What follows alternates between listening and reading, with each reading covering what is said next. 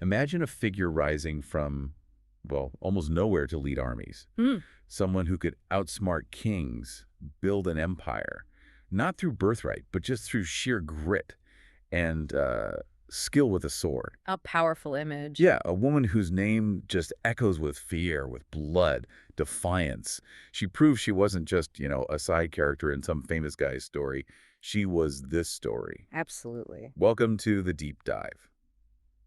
Today we are plunging right into a saga that brings us face to face with, honestly, one of history's most fierce, most independent figures, Lagertha, the legendary Shieldmaiden of Norway. A name many might know. Right, you might have heard of Ragnar Lothbrok, the famous Viking king.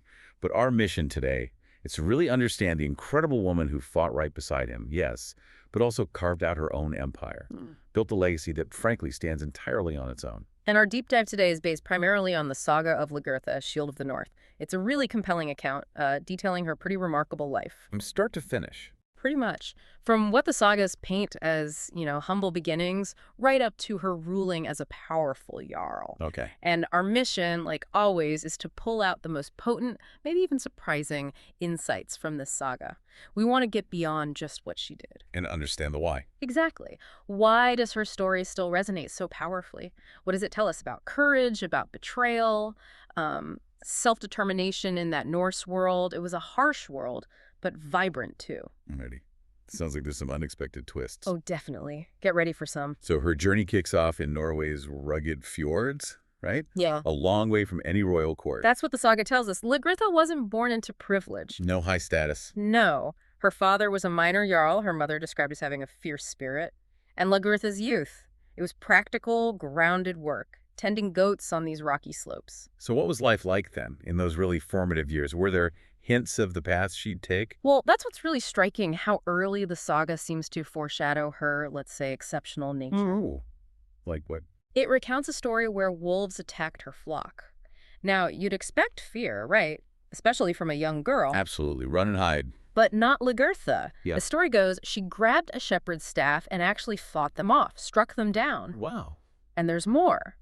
When powerful storms hit the village, terrifying everyone, she was the one calming the frightened children, telling stories. Already showing leadership qualities. Exactly. She was apparently called Skaldmare, a shield maiden, even before she'd ever held a proper shield or sword. So it wasn't just a title she earned later. It seems it was seen as part of her inherent nature. And this isn't just, a charming little story about her childhood. It's quite profound, really. How so? It redefines how we often think about leadership. Most leaders, you figure, are shaped by training, by circumstance. But Lagertha's saga suggests some people have this inherent, almost primal, courage and foresight. Something that comes out before the title or the tools. Precisely. It challenges us to look for leadership not just in the official roles, but in those moments of raw, unprompted action. That image, her battling wolves as a child, it's incredibly vivid. Is that common in sagas, these almost prophetic childhood tales? Or was Lagertha really unique in showing that warrior spirit so early? That's a great question. Heroic sagas often do feature signs of greatness young. But Lagertha's portrayal, it really emphasizes this proactive, protective instinct. Right, not just strength, but action. Yes, courage coupled with a willingness to act, defending others even when she's outmatched. That willingness, shown before she's even technically a warrior, that really sets her apart. It suggests her destiny wasn't just handed to her. No, it feels like something she actively chose, embodied right from the start. And that leads us pretty directly into a much darker turn of events. Right. Peace never seemed to last long in the north, did it? Fleeting at best. The saga takes that dark turn. It tells us Frø, the king of Sweden, invaded Norway. Bringing fire and sword, the classic description. Ravaging the land and brutally enslaving women, including noble maidens. And Lagertha was among them. Captured, degraded, even chained, according to the text. An utterly desperate situation, it sounds like. And this wasn't just a personal tragedy for her, though it certainly was that. This was a common, brutal reality of the Viking Age. Raids, conquest, enslavement, just part of the landscape. Unfortunately, yes. But what truly distinguishes Lagertha, even here in this awful situation, is her response. It's remarkable. How did she react? Where others might have wept, and understandably so, she waited. Where others bowed their heads in despair, she studied her guards. Studied them. their patterns, their weaknesses. This wasn't just about survival. It was like a masterclass in psychological warfare, strategic resilience. So even while physically enslaved. She kept her mental sovereignty. She was dissecting her captors' routines. It shows that real power isn't always about outward strength, is it? No, it's that inner strength. Finding agency even when everything external is stripped away. A powerful lesson in holding on to yourself. And then fate intervenes. Or maybe Ragnar Lothbrok arrives on the scene. Right. Swearing vengeance on Frø for the shame brought upon Norway, he gathered his warriors, marched against the Swedes. So how did Lagertha's situation connect with Ragnar's campaign? Well, if you look at the bigger picture, Ragnar's arrival was definitely the spark, the catalyst. Okay. But the captive women themselves, they were the tinder, just ready to ignite. And Lagertha, she was clearly the leading flame among them. She wasn't just waiting to be rescued. Not passively, no. She was poised, even in chains, ready to act for herself and the others. It wasn't just chance, it was these two powerful forces converging. Ragnar seeking vengeance, Lagertha demanding liberation. And this is where the saga really bursts into flames, isn't it? Absolutely. When Ragnar's forces finally clashed with Frø's in battle. It wasn't just Ragnar's warriors fighting. No, the captive maidens, armed with anything that could grab knives, staffs, weapons seized from guards, they threw themselves right into the fight. Incredible courage. And leading them. Clad in armor taken from her captors, hair unbound, Lagertha. What a scene. And this is where Saxo Grammaticus, the ancient historian who chronicled these events, gives us this incredibly vivid description. What does he say? He writes, "She who had the courage of a man, though her frame was that of a woman, made her way through the press of warriors, her locks flowing over her shoulders." Powerful words. And he adds, "The terror she inspired was greater than that of her companions." This isn't just general praise. No, it singles her out. Explicitly acknowledging her unique, profound impact on the battlefield, distinguishing her even from the other rebels. It signals her prowess wasn't just like a man's, it somehow transcended even the fiercest fighters there, inspiring this unique mix of awe and fear. That phrase, courage of a man, though her frame was that of a woman. Yeah. It's so striking. How much of Saxo's description do you think is, well, history versus legend? What does it tell us about how people saw her back then? That's a crucial point, yeah. Sagas often have heroic idealization, of course. Sure. But the consistent focus on Lagertha's almost unparalleled ferocity, her leadership, even among other shield maidens, it suggests a real kernel of truth there about her extraordinary presence on the battlefield. So her impact was just undeniable. It implies it was so profound it just defied the usual gender expectations at the time. It made chroniclers use these really striking comparisons to even try and capture her power. It highlights that her legacy wasn't just about being there, but about leading and genuinely terrifying her enemies. Okay, so after this incredible victory, Ragnar sees her, sees this indomitable spirit, this raw power. And he wants to marry her, believing her the equal of any man. But Lagertha doesn't just say yes. No, she tests him. The saga tells this amazing story where she sets a fierce hound and a great bear on him. A bear. Seriously. Apparently. And Ragnar, proving his own courage, slays both beasts. Okay, that's quite the courtship ritual. But this detail, the test, it's absolutely crucial, don't you think? Why is that? It shows Lagertha saw herself not as some prize to be won, but as an equal.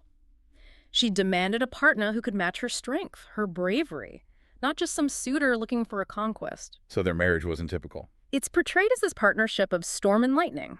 They shared the bed, yes, but also the battlefield. She bore him children, some sources say a daughter, maybe a son too, and fought right beside him on many raids. That really challenges the usual picture of women's roles back then. Absolutely. It highlights this rare, heroic kind of union, a partnership built on mutual respect for strength. For Lagertha, it seems, a union meant shared power, not submission. It's a fascinating glimpse. That relationship seems almost modern in a way for that time. What does that test say about Ragnar, though, that he actually accepted such a challenge from her? It speaks volumes about him too, doesn't it? His own character, his understanding of power. In what way? Well, he clearly recognized and respected her strength, not just as a warrior, but as this formidable individual. For someone like Ragnar, who is all about prowess and renown, to willingly go through that trial, It suggests he valued her differently. yeah, he valued a partner who could truly stand with him, maybe even add to his glory, not just reflect it. It hints at this, maybe pragmatic, understanding that a powerful ally was way more valuable than a docile wife. It really set the tone for their dynamic. But Ragnar, the saga tells us he was ambitious. Mm-mm. And maybe not so constant. That's putting it mildly. His eyes soon turned elsewhere. To Thora, another Jarl's daughter famed for her beauty. And he just left Lerda. Yes. Cast aside the woman who had fought so fiercely right beside him, a clear betrayal. How did she react to that? Her response to this profound betrayal, is maybe one of the most defining moments in her whole saga. Okay. Her heart was wounded, no doubt. How could it not be? But it wasn't broken. She didn't crumble. What did she do? Instead, she returned to Norway. Her hall might have been empty of Ragnar, but it was filling up with her own growing power. So she focused on herself. Entirely. Gathered warriors, strengthened her hold on her lands, ruled as an independent power, as someone who needed no man to steady her hand. This is pivotal. How so? It defines her path as a self-made leader, not just an extension of Ragnar's story. It reveals this deep psychological resilience, the ability to turn personal pain into independent political power, seizing control of her own fate instead of just being a victim.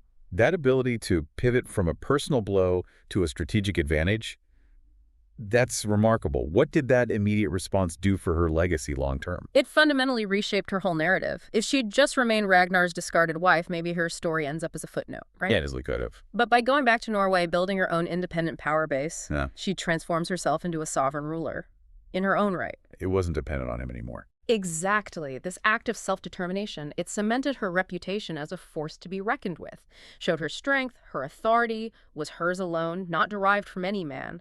It really set the stage for her future influence, her military renown. Her power was undeniably her own. And then, years later, fate twists again, like only a saga can. Right. Thora dies. And Ragnar, grieving but also facing serious threats from his enemies, he's forced to call on allies across the north. Among those he summons is Lagertha. Surprisingly, yes. And many expected her to just say no, right? Remembering that betrayal. You'd think so. Pride alone. But this raises that compelling question. Why did she answer his call? What does the saga say? It states very explicitly that Lagertha saw Ragnar's trouble not as a chance for petty revenge, But as something else. for battle, for glory, an opportunity to prove herself again on a grand stage. She arrived with 60 ships, her warriors fiercely loyal, ready to fight for her. 60 ships, wow. And in the war that followed, when Ragnar actually faltered, it was Lagertha's shield wall that held the line, her sword striking true. People whispered that Odin himself guided her hand. So this wasn't really about helping her ex-husband. Not primarily, no. It was about her own warrior's code, her pursuit of glory, proving her immense value as a military and political leader. It just underscores that her loyalty, when she gave it, was to the battle itself, to her own reputation, and it transcended any personal grudges. It feels almost like a cold, strategic calculation. Put aside the personal slight for greater glory. Does that tell us something about the pragmatism of Norse leaders, even the legendary ones? Absolutely. It speaks to a really deep-seated pragmatism. In that world, reputation, fighting skill, strategic alliances, they often outweighed personal feelings, especially for powerful figures. It was business, in a way. You could say that.